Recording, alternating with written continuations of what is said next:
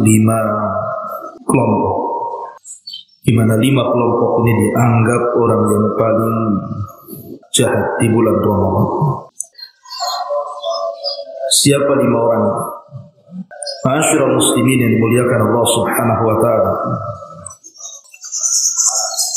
Tidak memperpanjang mukaddimah, yang pertama adalah orang yang sengaja berbuka di siang hari bulan Ramadan. Dalam sebuah hadis Nabi SAW mengatakan, "Man aftara yawman min Ramadan min ghairi illatin wala marad lam yaqdihi siyamud dahri wa insama." Dalam sebuah hadis yang dikeluarkan dari Imam Al-Bukhari, yang dinukilkan dari Imam Al-Hafidh Ibn Hajar rahimahullah ta'ala dalam kitabnya Fathul Bari, Nabi SAW bersabda, barang siapa membatalkan puasa 1 hari di bulan Ramadan tanpa alasan dan juga bukan karena sakit, maka dia tidak dapat menggantinya dengan puasa secara terus-menerus meskipun dia melakukannya. Dalam riwayat yang lain dari Abdullah bin Mas'ud radhiyallahu anhu, Nabi SAW mengatakan, "Man aftara yawman min Ramadan min ghairi illatin lam yujizhu siyamu dahr hatta yalqa Allah fa in syaa'a ghufira lahu wa in syaa'a adzaba." Barang siapa yang tidak berpuasa 1 hari saja di bulan Ramadan tanpa ada alasan yang jelas, maka tidak dibolehkan baginya mengerjakan puasa terus-menerus sehingga dia menemui Allah. Jika Allah berkehendak, maka Allah akan mengampuni dia. Tapi jika Allah berkehendak, maka Allah akan mengadabnya.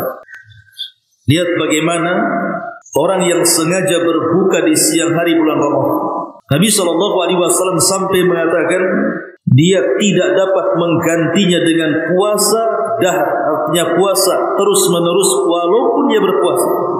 Bahkan disebutkan dalam hadis Abu Umamah Al-Bahili radhiyallahu anhu, kata beliau, aku mendengar Nabi SAW bersabda, "Bainama ana naimun atani rajulan." Ketika aku sedang tidur, kata Rasul, tiba-tiba aku didatangi oleh 2 laki-laki. Fa akhadha bi dhab'i adadi fa ataya bi jabalan wa ira fa qala is'ad ya Muhammad. Fa qultu inni la uti. Qala sanusahhiluhu lak. Fa sa'idtu hatta idza kuntu fi sawadil jabali إذا بأصوات شديدة فقال ما هذه أصوات قالوا هذا أواء أهل النار ثم انطلق بي فإذا أنا بقوم معلقين بأراكيهم مشققة أشداقهم تصير أشداقهم دما فقلت من هؤلاء قالوا alladzina yuftiruna qabla tahillata saumihim ay qabla waqtil iftar. Jadi ketika Nabi SAW sedang tertidur, tiba-tiba ada 2 orang laki-laki, maksudnya 2 malaikat yang menjelma manusia. Kemudian keduanya menarik lenganku, kata Rasul, dan membawaku ke sebuah gunung yang sangat terjal. Kemudian 2 malaikat ini mengatakan, naiklah wahai Muhammad. Lalu kukatakan, sesungguhnya aku tidak sanggup untuk naik. Maka 2 orang tersebut mengatakan, baik kalau begitu kami akan memudahkan bagaimana cara kau naik. Maka Nabi SAW pun menaiki gunung tersebut. Sehingga ketika aku sampai di sebuah kegelapan dalam gunung tersebut, tiba-tiba ada suara yang sangat keras sekali. Maka aku katakan kepada 2 malaikat itu, suara apa ini?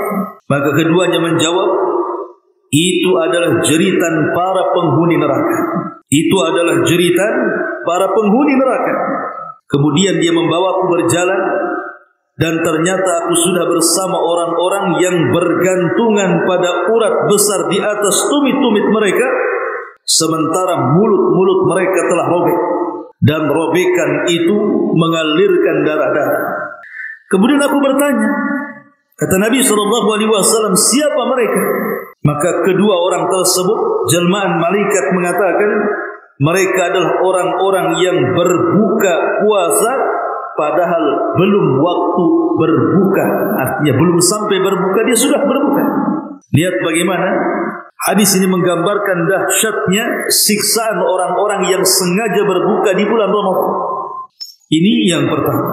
Yang kedua, orang yang paling jahat di bulan Ramadan adalah orang yang terang-terangan bermaksiat di bulan Ramadan.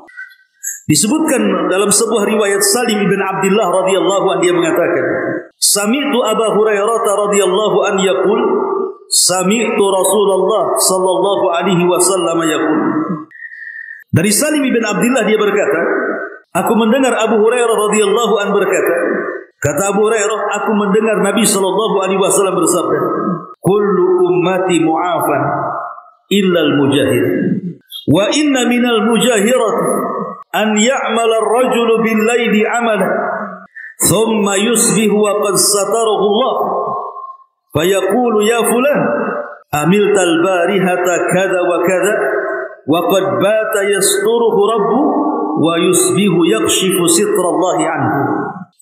Kata Nabi SAW, setiap umatku dapat ampunan, setiap umatku pasti dimaafkan kecuali mujahid. Kemudian para sahabat bertanya, siapa minal mujahirin itu? Siapa orang-orang mujahirin itu, wahai Rasul? Maka Nabi SAW mengatakan, orang-orang yang terang-terangan melakukan dosa. Orang-orang yang terang-terangan melakukan dosa.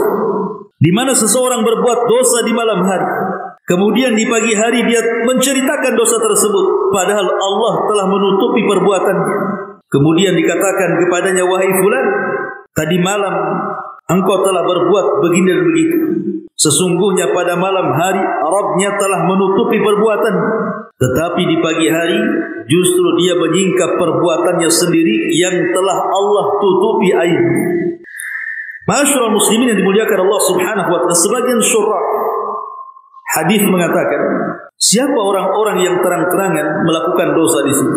Pertama, mereka adalah orang-orang yang bermaksiat secara terang-terang. Memang dia bermaksiat terang-terang. Dia tahu itu bulan Ramadan, tetapi dia telah tetap melakukan maksiat. Dia mungkin berzina, na'udzubillah, di bulan Ramadan, tahu itu bulan Ramadan. Atau dia masih melakukan ghibah, berdusta, namimah dan yang semacam. Betul-betul dia menampakkannya di hadapan manusia, dan dia tidak memiliki rasa malu sama sekali. Ini yang pertama. Yang kedua, orang-orang yang sengaja membongkar aibnya sendiri. Boleh jadi mungkin dosa ini sudah dia lakukan sudah lama, dan Allah Subhanahu wa taala sudah menutupi aibnya, tapi tiba-tiba dia menceritakan dosanya kepada orang lain, padahal dosa itu sudah Allah Subhanahu wa taala tutupi. Maka orang-orang yang membongkar aibnya sendiri padahal Allah Subhanahu wa taala sudah menutup aibnya, maka mereka termasuk mujahid, orang-orang yang tidak akan dapat ampunan Allah Subhanahu wa taala.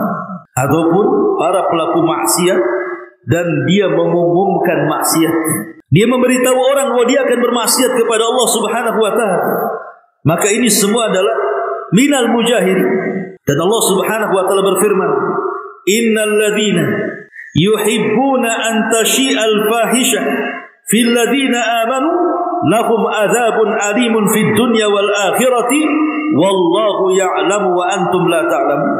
Sesungguhnya orang-orang yang ingin agar berita perbuatan, maksudnya kekejiannya, kemaksiatannya, tersiar di kalangan orang-orang yang beriman, maka bagi mereka azab yang pedih di dunia dan di akhirat, dan Allah mengetahui sedangkan kalian tidak mengetahui. Maka orang-orang mujahidin adalah orang-orang yang dibenci Allah Subhanahu wa taala. Ini yang kedua. Kemudian yang ketiga, mereka yang seolah-olah mengingkari kewajiban puasa. Kita lihat di masyarakat, ikhwatu fillah muliakan Allah Subhanahu wa taala, banyak manusia yang tidak berpuasa seolah-olah puasa tidak wajib bagi mereka. Sehingga mereka biasa saja tidak puasa. Seolah-olah tidak ada beban kalau tidak puasa itu sebenarnya dia telah melakukan dosa besar. Ingat, meninggalkan kewajiban itu lebih dahsyat dosanya dibandingkan melakukan yang haram. Itu kaidah. Jadi, tarkul wajib asyad min irtikabil muharram.